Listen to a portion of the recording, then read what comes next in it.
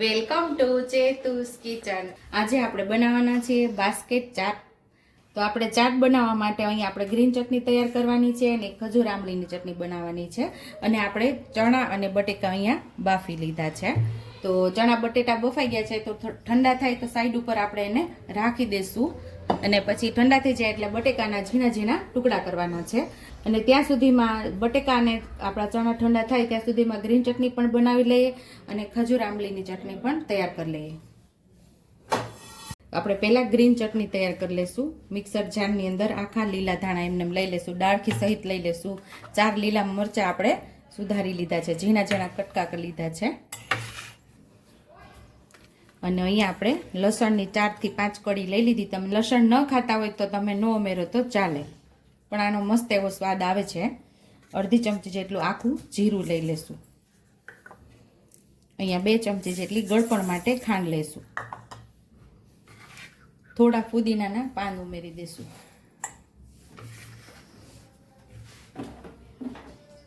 અને આદું પણ કટકા કરીને ઉમેરી દેશું એટલે મસ્ત એવું પીસાઈ જાય।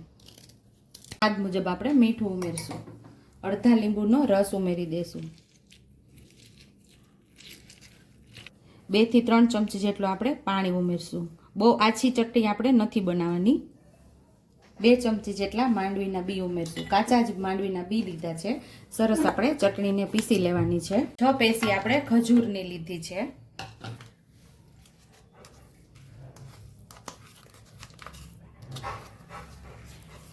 એક ચોથાઈ કપ જેટલો આપણે ગોળ લીધેલો છે।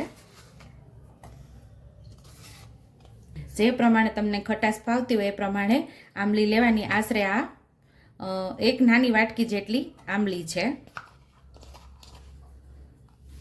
એટલે આશરે તમે આનો પલ્પ તૈયાર કરો ને તો 2 ચમચી જેટલો આંબલીનો પલ્પ તૈયાર થાય છે અને 1 ગ્લાસ જેટલું પાણી આપણે ઉમેરી દેવાનું છે।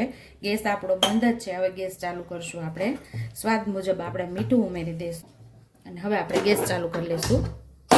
હવે આપણે આને ઉકળવા દઈશું।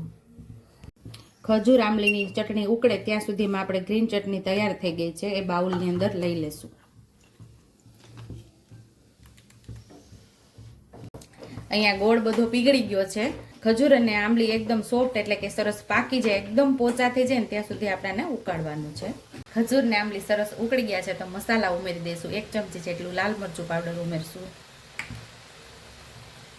નાની ચમચી જેટલું સંચળ પાવડર ઉમેરશું, અડધી ચમચી જેટલો ગરમ મસાલો ઉમેરશું, 1 ચમચી જેટલું ધાણા જીરું પાવડર ઉમેરશું,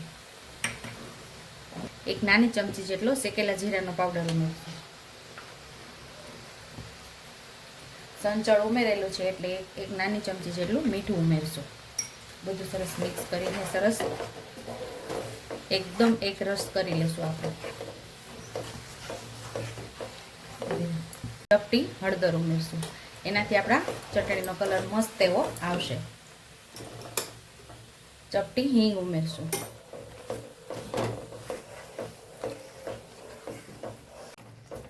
અહીંયા બધું એક રસ થઈ ગયું છે, આપણે આને ઠંડુ થવા દેશું, પછી આમાં બ્લેન્ડર મારી લેશું આપણે। ખાટી મીઠી ચટણી અને ગ્રીન ચટણી આપણે તૈયાર કરી લીધી છે। હવે આપણે બાસ્કેટ પૂરીનો એટલે કે આપણી ચાટ પૂરીનો ટેસ્ટી એવો મસાલો તૈયાર કરવાનો છે। તો અહીંયા આપણે બાસ્કેટ પૂરીનો મસાલો તૈયાર કરીએ છીએ, તો ટેસ્ટી એવો મસાલો તૈયાર કરીશું। 1 ચમચી જેટલો આમચૂર પાવડર,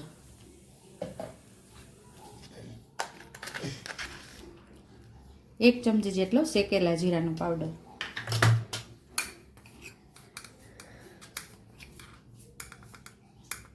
1 ચમચી જેટલું લાલ મરચું પાવડર,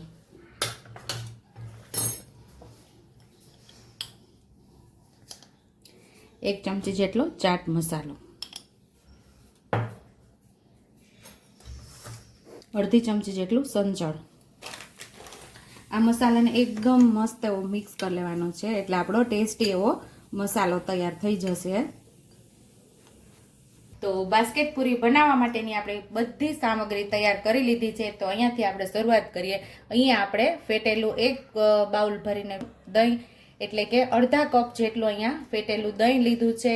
અહીંયા 2 ટમેટા સુધાર લીધા છે, 2 મોટી ડુંગળી સુધાર લીધી છે, અહીંયા 1 દાડમ ફોલી લીધું છે, અહીંયા આપણે ચણા દાળ લીધી છે, અહીંયા આપણે નાયલોન સેવ લીધી છે, અહીંયા આપણે ચણા બાફેલા લીધા છે, અહીંયા ગ્રીન ચટણી, અહીંયા આપણે ખજૂર આંબલીની ચટણી એટલે કે ખાટી મીઠી ચટણી, અહીંયા આપણે ટેસ્ટી એવો મસાલો આપણે આગળ બનાવ્યો એ છે, અને અહીંયા આપણે બજારની આપણે તૈયાર જ લાવેલી છે આ બાસ્કેટ પૂરી. આની રેસીપી જોતી હોય તો મને કમેન્ટ બોક્સમાં કમેન્ટ કરજો, આપણે બનાવશું. અને અહીંયા આપણે 3 મીડિયમ સાઇઝના બટેકા બાફી અને ઝીણા ઝીણા આપણે સુધારી લેવાના છે મસ્ત એવા. તો હવે આપણે ચાટ તૈયાર કરી લઈશું. તો બટેકાની અંદર જ આપણે ટમેટા ઉમેરી દઈશું.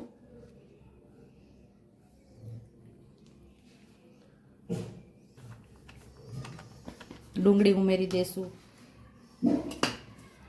લીલા ધાણા ઉમેરી દઈશું.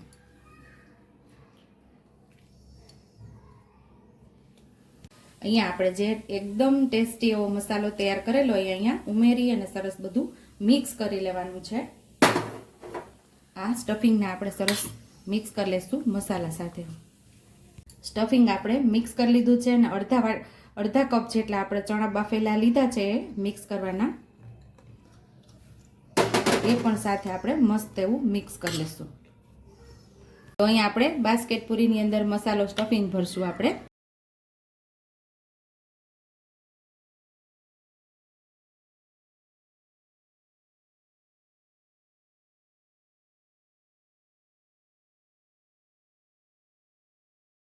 અહીંયા આપણે આ બાસ્કેટ પૂરીની અંદર આપણા ફેટેલા દહીંનો સ્વાદ બહુ મસ્ત એવો આવે છે, તમે જરૂર ઉમેરજો. દહીં ઉમેરી દઈશું આપણે.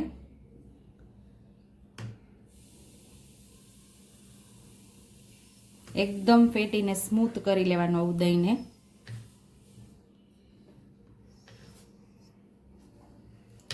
અહીંયા આપણે ગ્રીન ચટણી ઉમેરશું.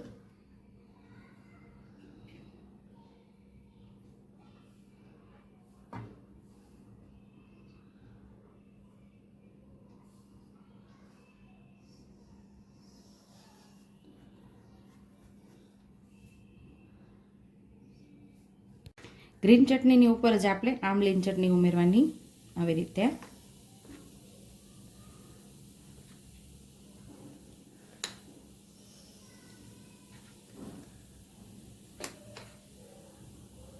અહીંયા ઉપરથી આપણે દાડમના દાણા ઉમેરી દઈશું.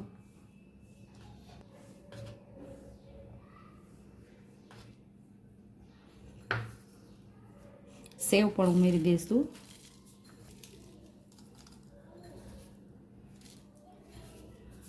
ઉપરથી આપણે દાળ પણ ઉમેરી દેવાની છે.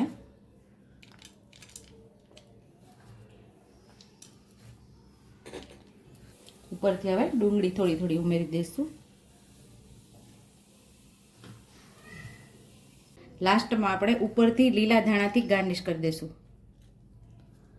તો તૈયાર છે અહીંયા આપણી ટેસ્ટી એવી બાસ્કેટ પૂરી ચાટ. જો તમને મારી રેસીપી પસંદ આવી હોય તો મારી રેસીપીને લાઈક કરજો, શેર કરજો, સબસ્ક્રાઈબ કરજો, બેલ આઇકોનને દબાવતા ભૂલતા નહીં અને કમેન્ટ બોક્સમાં કમેન્ટ કરજો કે મારી રેસીપી કેવી લાગી. તો આવજો.